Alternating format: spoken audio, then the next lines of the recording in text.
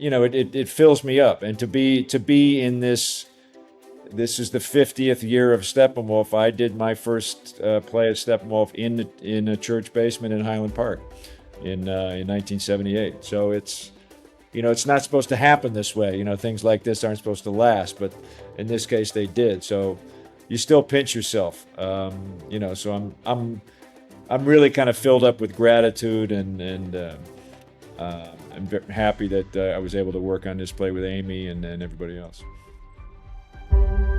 Life finds a way. Life's not fair, is it? Life moves pretty fast. Life is a banquet. Busy living. What we do in life? Way of life. Life is pain. Choose life in party proud. To live would be an awfully big adventure.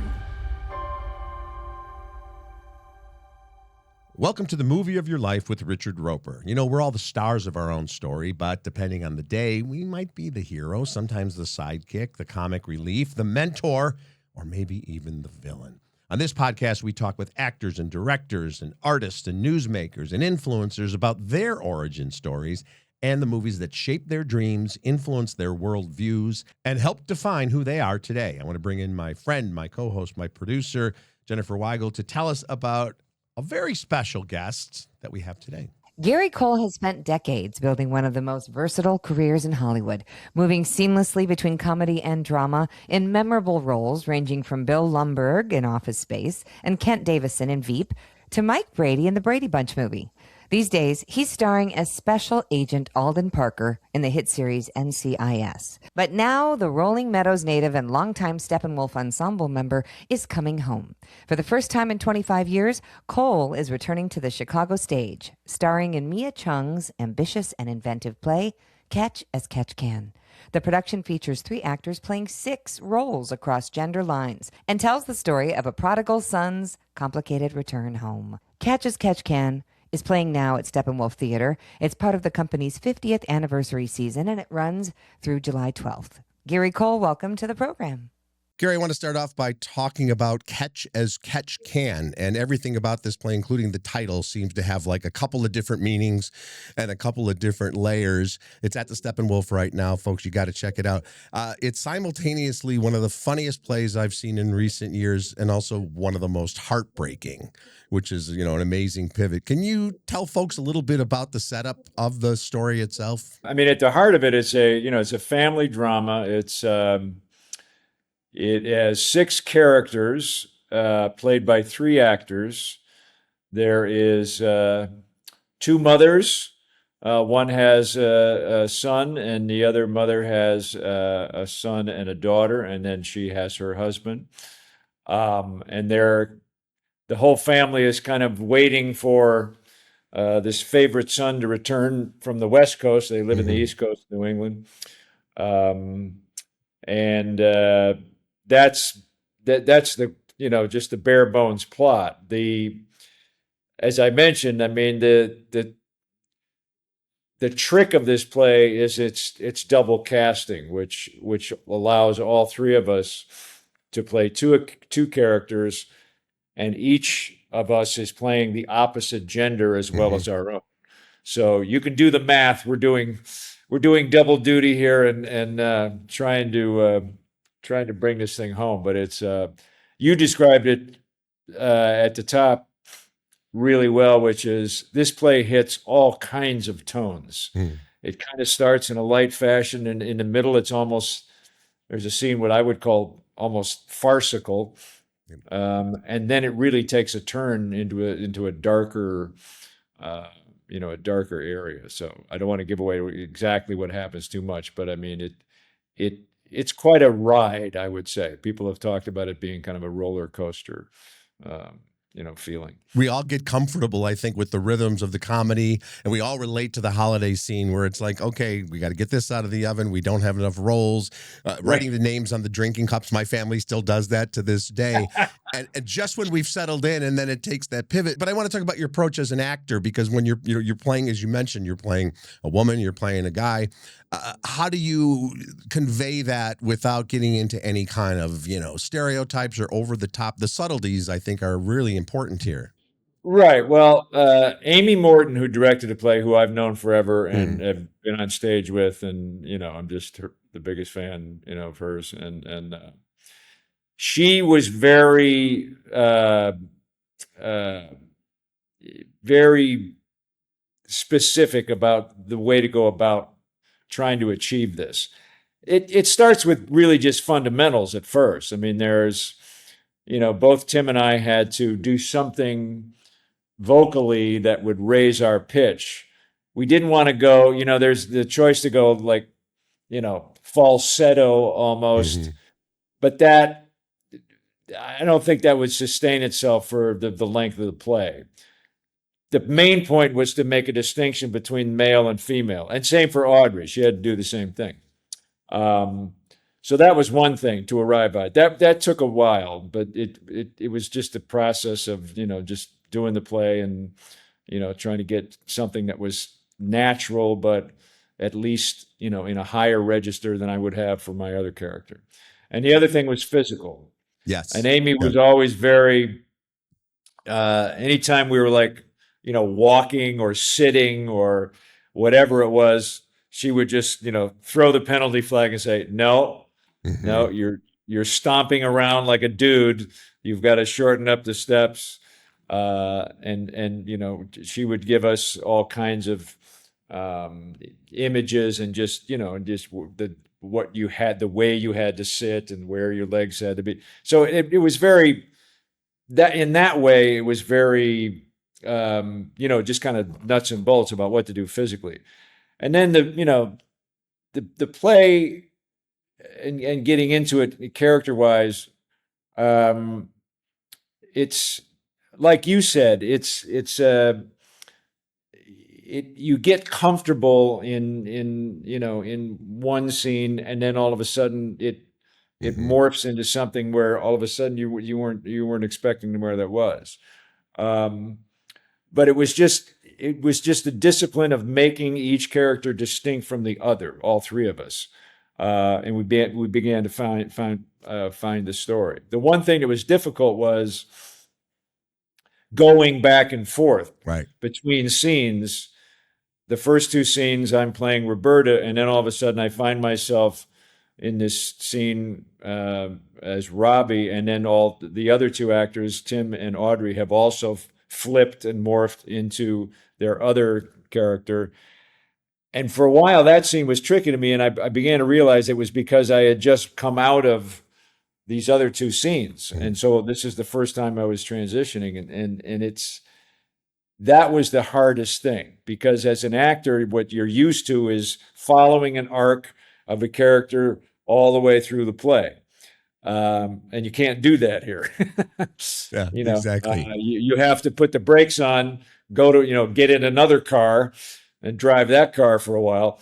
And that goes back and forth for the rest of the play. So that was the most challenging thing I felt. Jen, before I bring you in here, I just want to mention real quickly, uh, Gary was referring to his castmates. Tim Hopper and Audrey Francis are the names of the actors who are both amazing. Right. Tim, people have seen Tim in a million things. Audrey as well. I think she's the artistic director too at She is. Steppenwolf. She is the co-artistic director of the theater with Glenn Davis at the moment. Yeah. So we want to make sure people and Mia Chung is the writer. We mentioned Amy as the director, Right. and Mia wrote this incredible play. Sorry, Jen, go ahead, please. No, I was just going to say I am old enough to remember the Remains Theater, Gary, where you were doing shows with William Peterson years ago. And for those people who only know Gary Cole, the actor from either NCIS or Office Space, or your unbelievable feats in so many different appearances on a screen, you were on the Chicago stage for many, many years. Obviously, Steppenwolf and the Remains.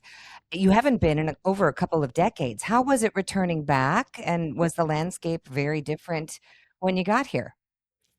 Well, it's been great to be back. I haven't done a play in Chicago in 25 years. The Mm. last play I did was called uh, Closer, which was in 2000.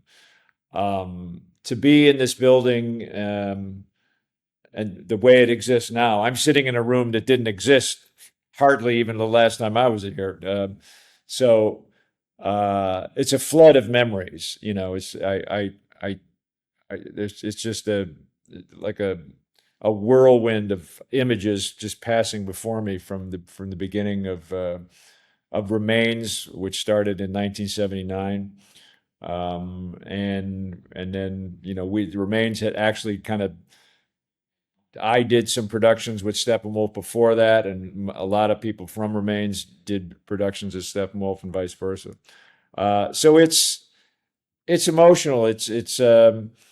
Uh, it fills me up, and to be in this. This is the 50th year of Steppenwolf. I did my first play of Steppenwolf in a church basement in Highland Park in 1978. So it's not supposed to happen this way. Things like this aren't supposed to last, but in this case they did. So you still pinch yourself. So I'm really kind of filled up with gratitude, and I'm very happy that I was able to work on this play with Amy and everybody else. Gary, you mentioned that scene. It was such an incredible, theater scene in the 80s with Wisdom Bridge and Victory Gardens and Steppenwolf and everything. Do you walk around Old Town? You mentioned, because even Steppenwolf itself physically has changed. Do you walk around Old Town and marvel at how much the neighborhood has changed? I mean, I literally was walking around Old Town 2 weeks ago, and I was like, I must have looked like, that image of the tourist that gets off the bus in a big city. And I was like, my mouth was just like hanging open. I'm like, wait a minute. There used to be sky there. Now there's buildings there. I mean, it's incredible, the expansion. And not just Old Town. I mean, just Wrigley. I spent a lot of my time in Chicago living in Wrigleyville. That's where Remain's first permanent space was. But I lived in and around that neighborhood from the very beginning when I got to Chicago, and that certainly is a different, a difference there. So it's great. I mean, it's a little bit disorienting when you have all these memories that you remember, about the neighborhoods that you lived and worked in, and then you come back. And each time you come back, because I come back every year in the spring, but each time it just seems to get, more expansive. If you are walking through town and thinking about the theater journey that you took, Gary, is there anything you haven't done since you've done a lot of theater? Is there anything that's on your bucket list for theater tasks, roles, maybe co-stars? I tell you, I've been asked that a few times, but I'm not.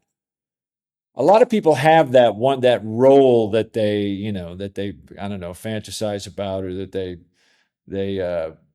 think about. I do not, except for one, and but it was when I was very young, and it was I don't know if either of you are familiar with, there was a great actor in town, I believe he's passed now, but his name was Jack Wallace. He did a lot of shows with the Organic, and he was in a version of Bleacher Bums at the Organic Theater. And I remember as a young high school student coming down on a field trip from the suburbs to see a production of One Flew Over the Cuckoo's Nest down at what was, I think, then called the 11th Street Theater, and I think became a university, Columbia University down there somewhere. And I was just enthralled by that play and that role. It never circled my way. And I'd only be eligible to play McMurphy's father now. So that he's going to have to write a sequel to that. But that's the one thing I thought. But I think it was because the play had such an impression on me. And I was involved in high school drama at the time. But when I saw that was the first kind of material that I had seen that was really, I would say, adult material on stage and drama, and thought to myself, that's, this is a possible thing that I could, be energized about. So that would be my long-winded answer to that. That's funny you mentioned that about One Flew Over the Cuckoo's Nest, because Kirk Douglas was the one who originally bought the rights, right? He wanted to star in it. By the time they got around to making it, he said to his son, "You produce it." He outgrew it. He outgrew it. It happens. Gary, as an actor, obviously there are huge differences between stage, film, and television, and then even commercial television as opposed to what we might get on streaming. How do you calibrate your work to go so effortlessly between those mediums?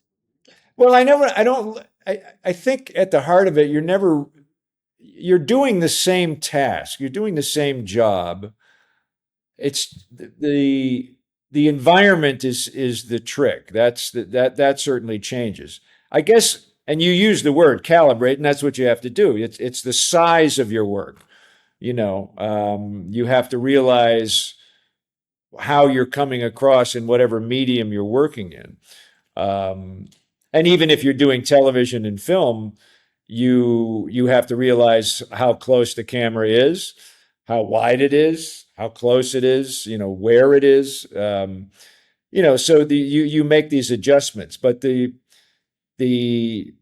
at the heart of it is really still listening to the people you're working with and being clear on choices. When I started to go on auditions for movies, I was really horrible. For one thing, I went in almost angry at the beginning because I was like so sure that I wasn't going to be chosen. So it was like it was their fault, like, how dare you force me to do this? But the other reason that I didn't do well in auditions was because I didn't prepare. I prepared material and I would remember it, but I didn't plot out choices of, what do I want in this scene and what do I want to get across? And if you don't do that, then you're just kind of, you're meandering. Even if you may be off book, but you're not giving anybody something to look at. And that's the key, is to be clear on making a choice. You may be making the wrong choice. I always say, I'd rather see a performance, even if I hate it, it's clear what the actor wants. It's clear what the character wants, as opposed to a performance where I don't know what's going on. That I'm even less engaged in that. So to me, it's about that. It's about, really being clear about what you're trying to go after, and what the writer is trying to communicate. That's kind of what I always say. We don't write the letter. Actors don't write the letter; they deliver the mail. But they have to know, how to get it across. Exactly. This is the movie of your life with Richard Roeper. The play is Catch as Catch Can. It's at the Steppenwolf Theatre right now. Gary Cole is our guest. We're going to take a quick break and be right back. The Movie of Your Life podcast with Richard Roeper is brought to you by Wayfair Theaters. Wayfair Theaters has 2 locations, one in Highland Park, Illinois, and one in Payson, Utah. For all showtimes, go to wayfairtheaters.com. Not only do they show your blockbusters just around the block, but live events and even live comedy. Remember, wayfairtheaters.com. Click on events to find all those special and unique opportunities near you.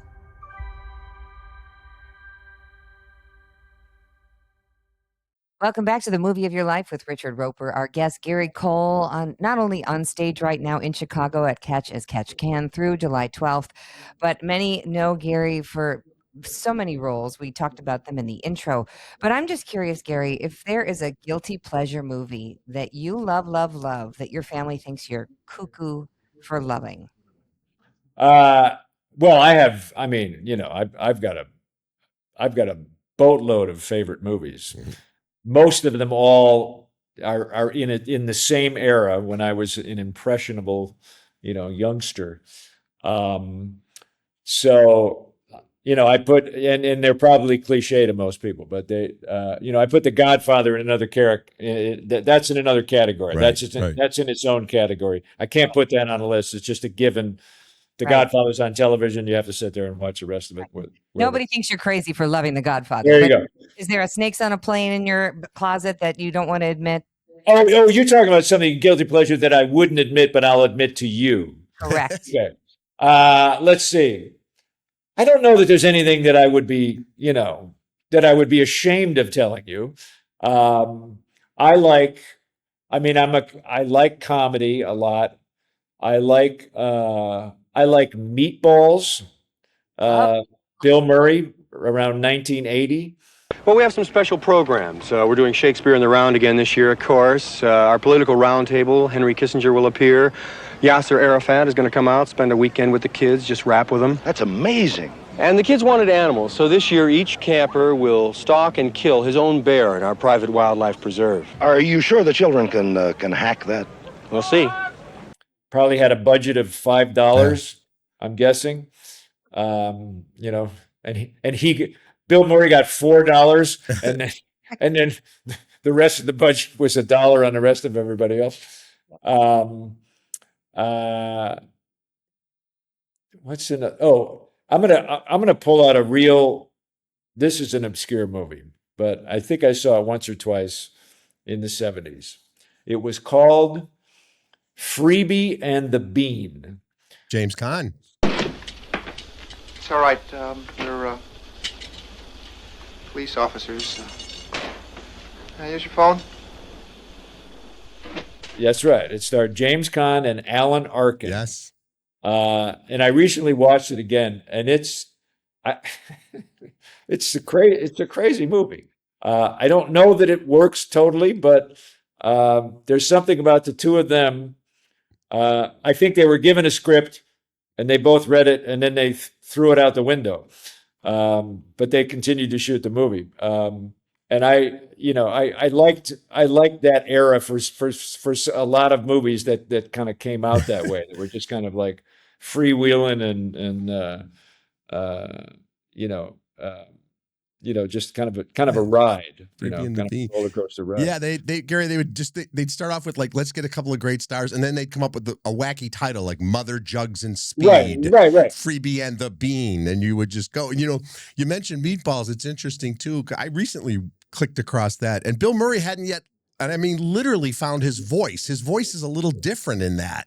Like he hadn't yet gotten to that Murray persona, which is interesting. Right. No, it's I think it might have been. I don't know that it was his.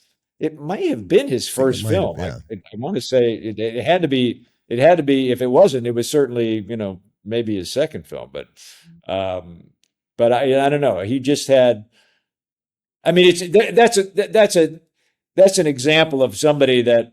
If you take him out of the movie, obviously you have no movie. I mean, he just, he lifted that thing, up, into the rafters with what he did. And we kind of saw what he was capable of after that. You saw the foundation for the characters in Stripes, the anarchist and Ghostbusters. Right. We're talking about some of these movies and early on. Gary, do you remember the first movie you remember seeing in a theater that made a huge impression on you? Not necessarily that made you want to be an actor, but just kind of opened up your world to this whole new world of cinema. Yeah, I would tell you that, and I still look at it today. My parents took me to a movie. I was probably 9 or 10 years old, and it was a Jack Lemmon and Walter Matthau in a movie called The Fortune Cookie. I've heard a lot about you. Sit down, sit down. Say, you each have an office like this, or do you all bunk together? The reason we called you up here, Mr. Gingrich, Let me guess. You want to settle. Settle? You don't want to settle. Certainly not. That settles that. Which I was fascinated by. And oddly, because it was weird, because the whole movie was based on a story that had to do with insurance fraud. Yeah. Now, to a 10-year-old, I had no idea what insurance fraud was or what was happening. There was a whole story about Jack Lemmon faking an injury to get a payday, and Walter Matthau was his shyster brother lawyer who was going to make this come true. And I didn't understand why they were spying on them and all that. But it didn't matter to me. I just loved the setup. I think it's is it a Billy Wilder movie? Billy Wilder, yeah. I just was captivated by it. It was a black and white movie. Yeah. But Jack Lemmon, both of them. I've been a fan of both of them for a long time. But that's the first time I really remember.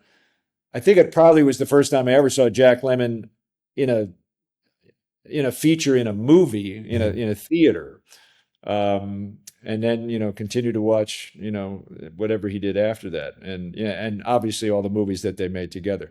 But I remember, I distinctly remember it, and I go back to it. I look at it time and again because it just, I don't know, it's an example of writing that really works well that looks like it's not writing.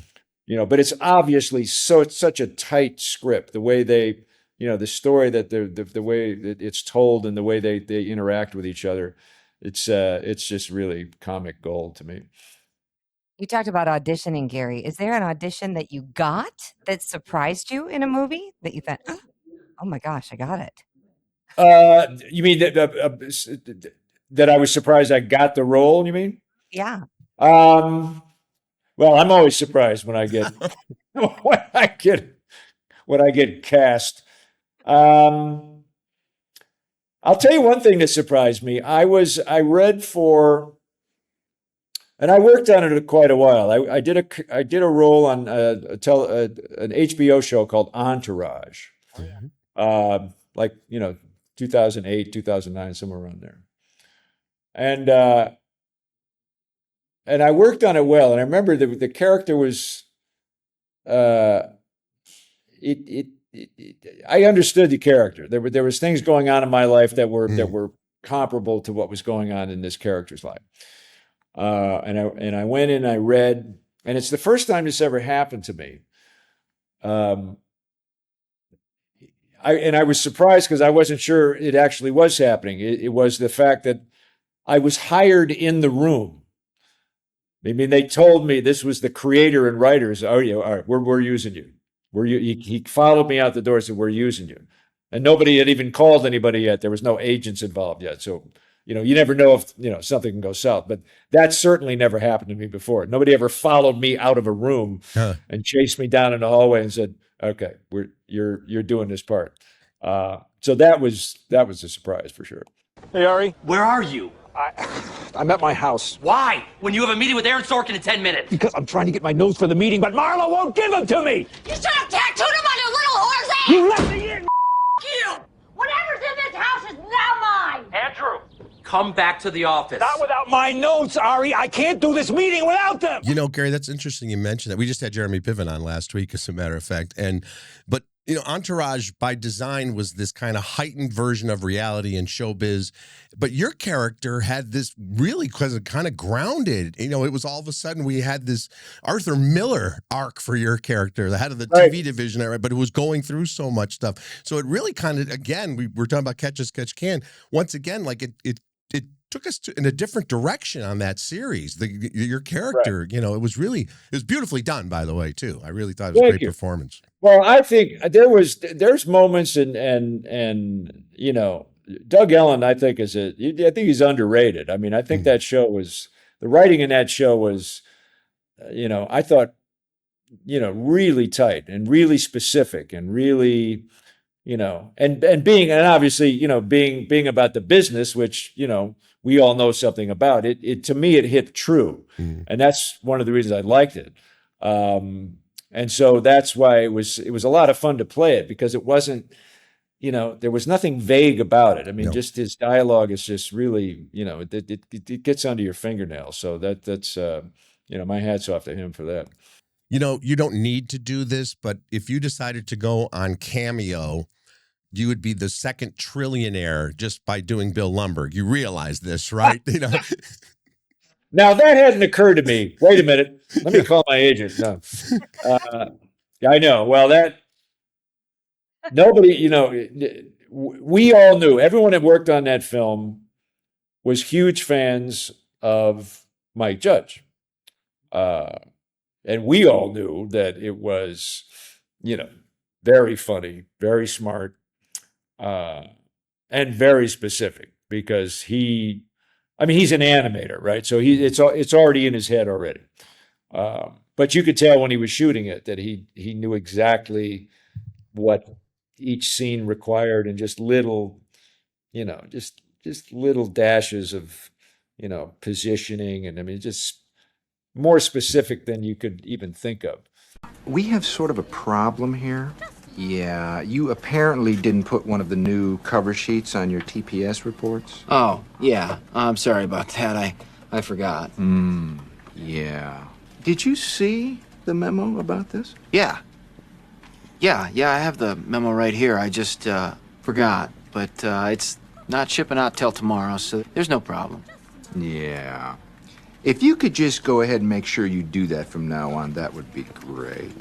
But no one had any idea that what kind of impact it might have. And it didn't, as a matter of fact, have any in the theater. It just kind of came and went, as most movies do.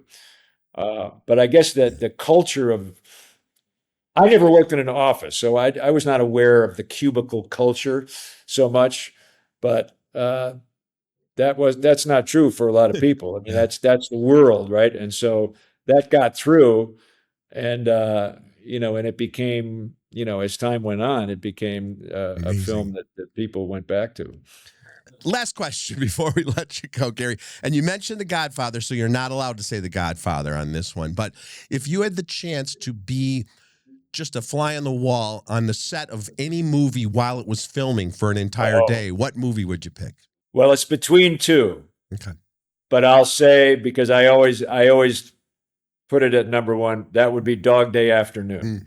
Well, how about letting the people have the bank? Oh, come on now. Hey, wait a minute. What do you think you're dealing with? A f***ing idiot here? How dare keep me alive? I'm going to let him out. Why don't you talk to me? Just talk to me straight. I'm ready to talk. Okay. Just to see Pacino and Cazale and the whole thing. Yep. And Charles Durning, who I was lucky enough to actually I wound up in a play reading with Charles Durning. So, yeah. But Brilliant. When I saw that just right when I got out of school, I think, and it was kind of a second run theater, in like 78 or something. The movie had been out for a couple of years, and I was just beginning in Chicago, and that I was really jazzed by that in terms of, an actor's performance. I mean, the whole movie is great and everybody's great in it, but obviously, Al Pacino at the center of that was that was a character that was just, talk about all over the place. Yeah. A lot of range, and, it was just, it's a very compelling piece. And that's another story that starts off as one thing and then it really takes us, where people are like, especially in the mid 70s, wait a minute, why is he robbing this bank? Right. Exactly. and takes us there. That was territory that was not, I mean, that, you think of that today and, okay. But no, that was, the whole thing was, really surprising. Yeah. And that takes us full circle to Catch as Catch Can. It's at the Steppenwolf Theatre. Check it out. Brilliant work. Gary, thanks so much for joining us. Thanks for having me. I appreciate it. Don't forget to subscribe and share The Movie of Your Life with Richard Roeper, brought to you by Wayfair Theaters.